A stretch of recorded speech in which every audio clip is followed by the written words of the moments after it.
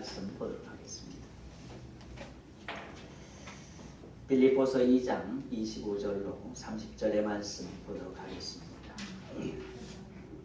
빌립보서 2장 25절부터 30절의 말씀 320페이지 되겠습니다.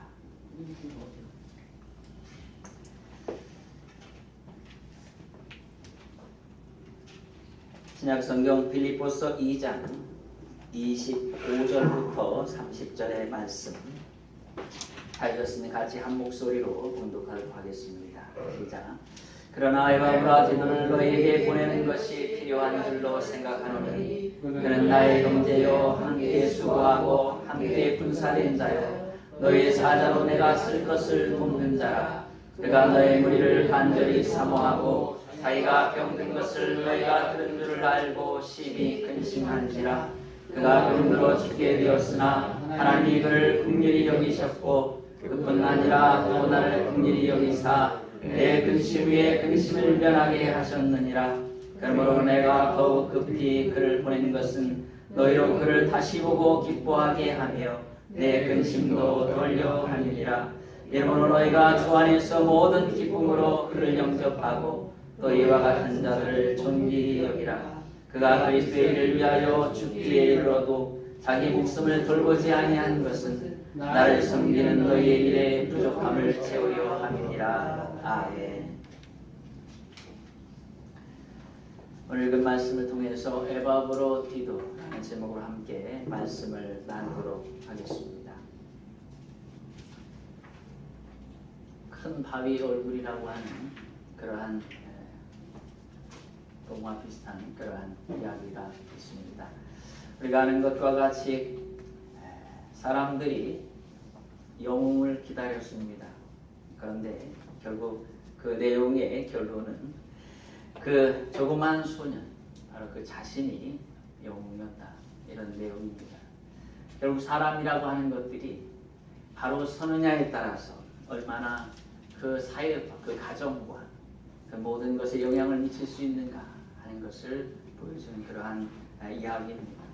오늘 여기 나오는 이 에바브로디도 정말 예수 그리스도를 믿어 하나님의 자녀된 이 하나님의 사람, 바로 이 사람이 얼마나 놀라운 사람이 되었는가 하는 것을 우리가 보면서 오늘 사실은 에바브로디도 그는 교회에 필요한 그러한 사람이었다 하는 것을 우리가 볼 수가 있습니다. 자, 에바브로디도 여기 표현하길 그러나 에바브로디도를 너희에게 보내는 것이 필요한 줄로 생각하노니 라고 표현하고 있습니다. 에바브로디도라고 하는 이 이름이 원래 사랑스러운 이름. 그런데 참 놀랍게도 그 이름에 걸맞는 사랑스러운 사람이었습니다. 사람들이 좋아하고 또 사람들이 좋아할 수밖에 없는, 사랑할 수밖에 없는 그런 인물이었다. 어떤 사람은 정말 이뻐하지 않을 수 없는, 아기도 그래요. 어떤 아이 보면 그냥 이뻐서 그냥 이렇게 끌어안을 수밖에 없는 그런 아이들이 있습니다. 사랑스러울 수밖에 없는 사람. 이 이름을, 좋은 이름을 가지고 태어났던 에바브로디도 놀랍게 그는 그 이름과 같이 너희에게 필요한 사람이었다. 하나님의 교회는 그 교회 속에 필요한 사람이었다 하고 사도 바울이 그를 소개하고 있는 것을 보게 됩니다. 본문에서 그를 필요로 한 줄로 라는 표현으로 설명하고 있습니다. 여기 필요하다는 표현이 불가불 이런 표현입니다. 그래서 오늘 이 사람을 에바브로디도를 빌립보 교회에 내가 보내지 않을 수가 없었다 라는 표현입니다. 너무나 너희에게 필요해서 그래서 불가불 너희에게 보내지 않을 수 없는 사람이었다 라는 표현입니다. 우리가 아는 것과 같이 에바브로디도 이 사람은 바로 빌립보 교회에서 감옥에 갇힌 사도 바울을 돕게 하기 위해서 파송했던 사람입니다. 그런데 이 사람을 다시 이 빌립보 교회로 사도 바울이 돌려보낼 수밖에 없는 그 이유들을 설명하는 것입니다. 왜 이 사람을 너희에게 내가 다시 돌려보낼 수밖에 없는가?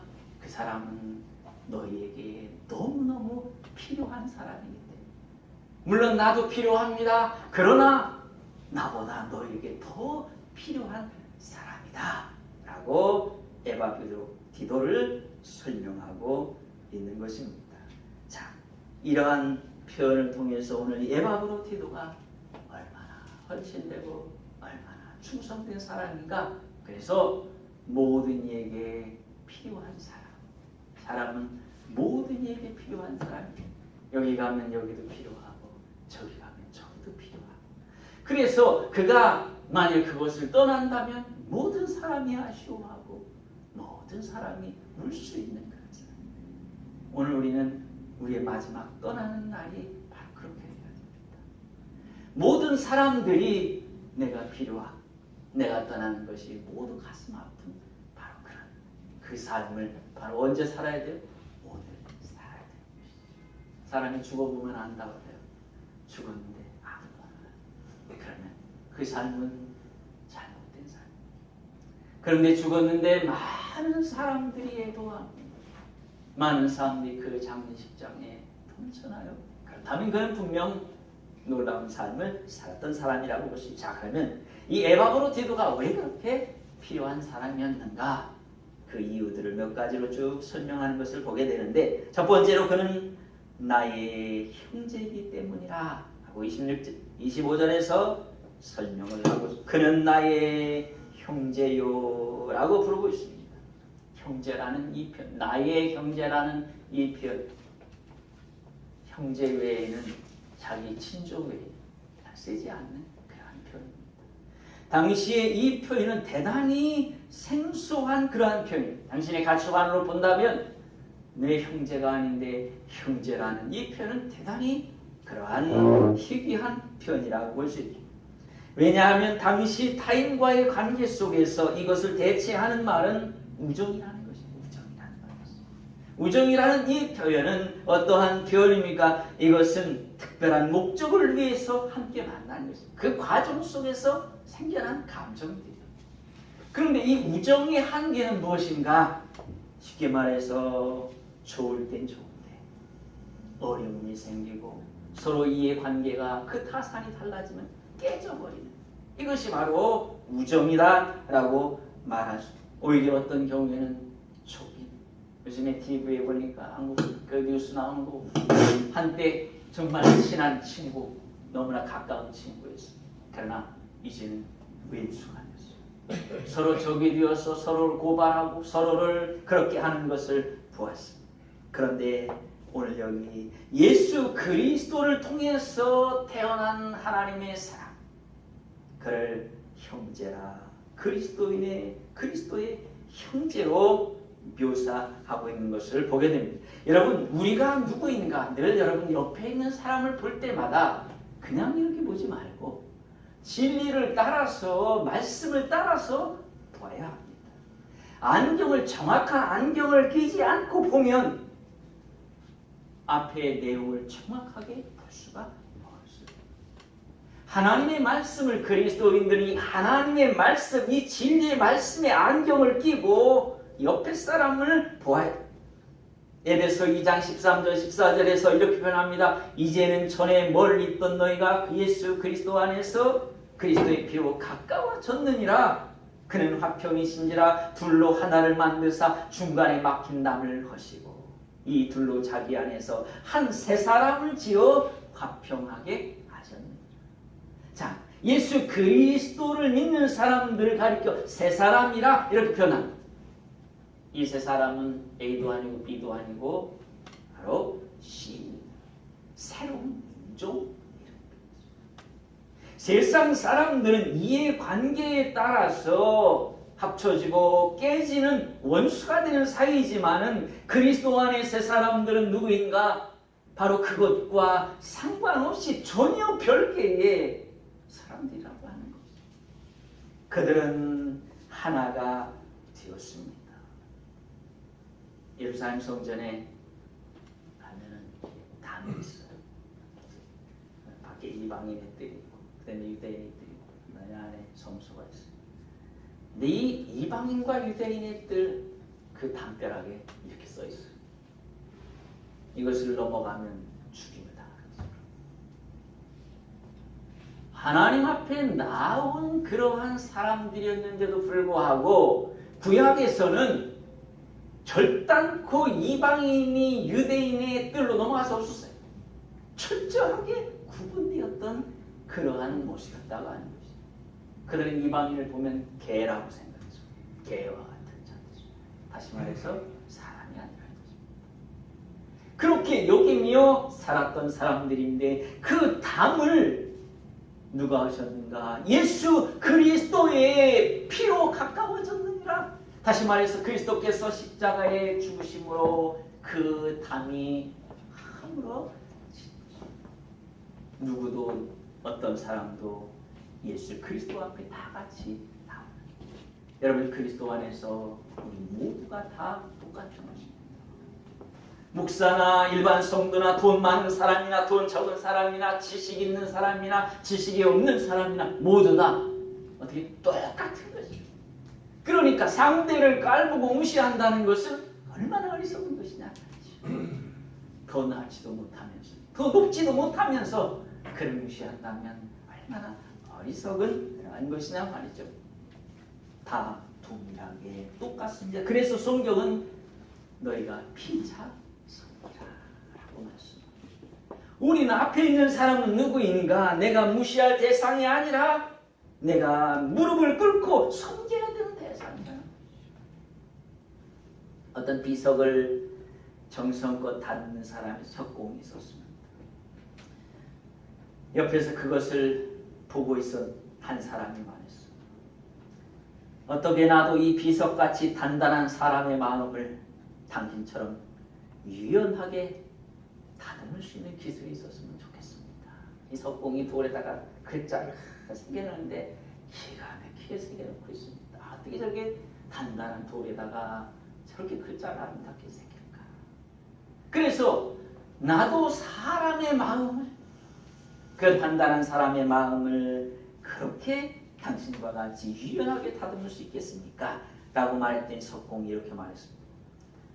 당신도 나처럼 사람 앞에 무릎을 꿇고 그렇게 하시면 됩니다.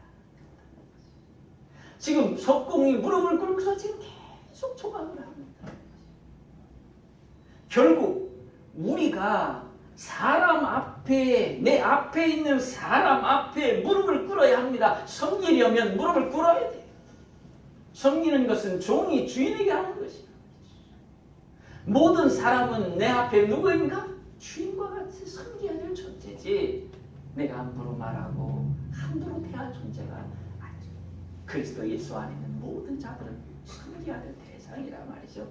바로 그렇게 말씀을 하고 있는데 오늘 에바브로디도가 바로 그런 사람이었다라고 표현한 것입니다. 오늘 여러분 옆에 있는 사람은 누구입니까? 바로 그는 하나님의 나라에 함께 나아갈 나의 형제라. 가장 어리석은 게 뭐냐? 형제를 미워하는 거예요. 형제를 죽이려고 하는 거예요. 형제와 싸우는 것. 그것은 얼마나 어리석은가. 제가 어제 이렇게 보니까 사진에 예전에 아주 우리 아이들 찍은 사진, 민석이 예슬이가 둘이 아주 어릴 때 한 3살, 4살 때 둘이 이렇게 춘천에 그 MBC 어디고 갔었는데 그 공원 탑 앞에 이렇게 앉아서 찍은 게 있어요. 너무 이뻐서 제가 그거를 액자에다 넣어서 거기다 입구에다 이렇게 세워놓고 사진을 찍어서 우리 예슬이한테 보내줬어요. 너희가 이 같은 형제란다. 이렇게 사랑할 수밖에 없다. 오늘 여러분 바로 예수 그리스도 안에 있는 사람들은 함께 나아갈 하나님의 나라에까지 함께 나아갈 나의 형제라 하는 것을 우리가 잊지 않아야 합니다. 두 번째로는 함께 수고한 자라 이렇게 표현하고 있잖아요.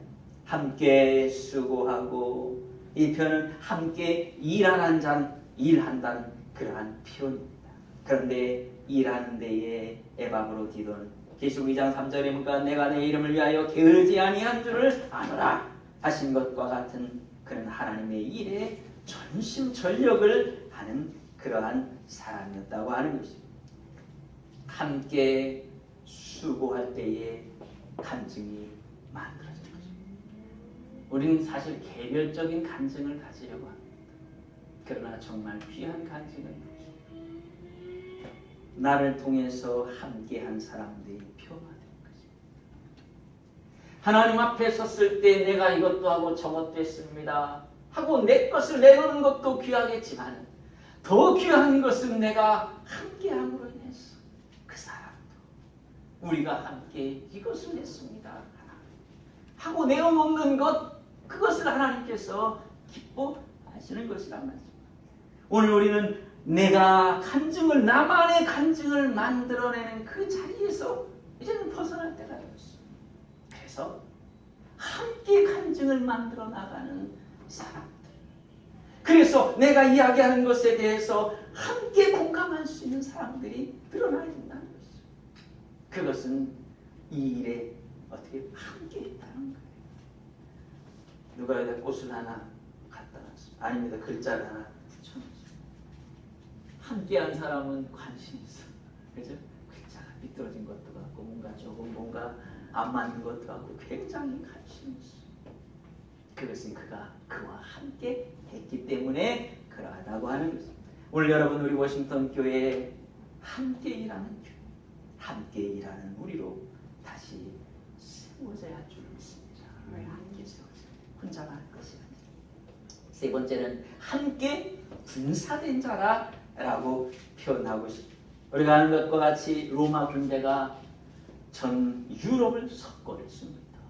저 영국의 스코틀랜드 이쪽 빼놓고 그 중간까지, 그리고 저 인도 이쪽까지, 그리고 저 북아프리카까지, 당시에 세계 문명에 미치는 전 세계라고 볼 수 있어요. 당시 세계관에서 보면 전 세계를 점령했다라고 표현될 수 있을 것입니다. 근데 여러분, 로마 군대가 이렇게 강력한 힘을 발휘할 수 있었던 이유를 몇 가지를 보십니다. 그 중에 가장 중요한 것은 그들이 개별적으로 싸우지 않았다는 것입니다. 로마 군대가 싸우며 나갈 때에는 그들은 일렬로 쭉 섰습니다. 그리고 그 뒤에도 쭉 섰습니다. 그리고 쭉 섰습니다. 그러면서 그들은 방패를 칼로 두드리며 갈랐습니다.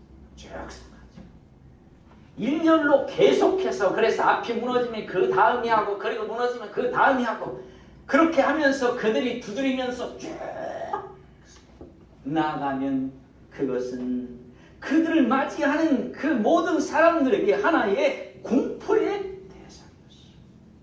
그들은 일사불란하게 그렇게 흩어지지 아니하고, 그 전열을 흩어지지 아니하고 그렇게 함께 전진해 나갔던 것입니다. 로마 군대가 그렇게 일사불란하게 나아갔습니다. 로마가 사실 세계를 점령해 나갈 때에 그들이 다 전쟁에서 다 뺏은 거 아닙니다. 가서 전부 다 일일이 다 산성마다 다 전쟁을 해서 다 정복시킨 거예요.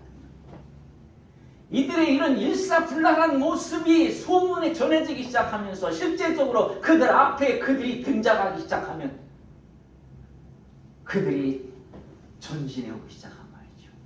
그 성들이 공포에 떨었어요. 그래서 그들은 문을 열어놓고 성문을 열어놓고 항복을 했어. 점령된 수많은 성들과 나라들이 많은 부분 그들이 항복을 했어. 미리 항복을 했다는 거죠. 왜 그러합니까? 물론 이들은 이렇게 말합니다. 너희가 항복하면 우리의 시민으로 받아줄 것이다. 그러나 항복하지 아니하면 전멸될 것이다. 완전히 다 파괴해버릴 것이다. 실제적으로 이 로마는 정복해 들어가면서 항복하면 자기의 시민으로 받아들였어요. 그러나 그렇지 않은 성은 완전히 진멸해버렸어요. 다 죽였어요. 완벽하게 다 그 성도 무너뜨리고 다 죽여버렸다. 그런데 그 힘이 어디서 나왔는가? 바로 그들의 일사불란한 그 모습. 어떤 경우에도 그 대열을 흩어뜨리지 아니하고 앞에가 무너지면 그 뒤에 그 선이 계속 앞으로 나가고 계속 나가는 이 모습들이 그 로마 제국을 만드는 가장 강력한 힘이었다라는 것입니다. 오늘 여러분 우리 영적인 전투도 동일합니다. 우리에게 주신 각자의 그 모든 것들을 인정하고 함께 가는 것입니다. 각자의 은사가 다 저건 저의 하나님께서 저에게 저런 걸 주셨구나. 하나님께서 저 사람에게 저런 걸 주셨네. 내게 없는 것을 평화하고 그것을 낮추면 안 되는 것이라는 거지. 오히려 내게 없는 것을 주신 그 하나님을 찬양하고 바로 그 내게 없는 것을 주셨다는 것은 나의 부족한 것을 보완하기 위해서 주신 것이 아니라 그러니 내게 필요하다는 것이죠. 우리 각자는 각자의 방법과 생각을 존중하면서 그리고 각자의 주신 은사를 존중하면서 그리고 각자의 그 성격도 존중하면서 가장 중요한 그것은 무엇입니까?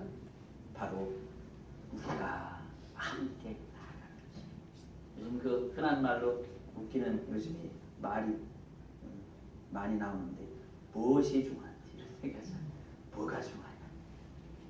우리 각자의 다른 점을 인정하고 함께 대열을 흐트러뜨리지 아니하고 가는 것이 중요한 것이에요. 오늘 우리 하나님의 교회는 옆에 있는 사람 그냥 인정해 주십시오. 다 이쁜 겁니다. 있는 그보다 기쁜 거예요.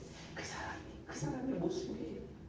하나님께서 주신 은사요, 하나님께서 주신 성격이요, 하나님께서 주신 그러한 것들 우리가 인정하며 가야 할 줄로 믿는 것입니다. 마지막으로 오늘 저는 다른 사람들을 위한 삶을 살았다 이렇게 표현해 볼 수가 있습니다.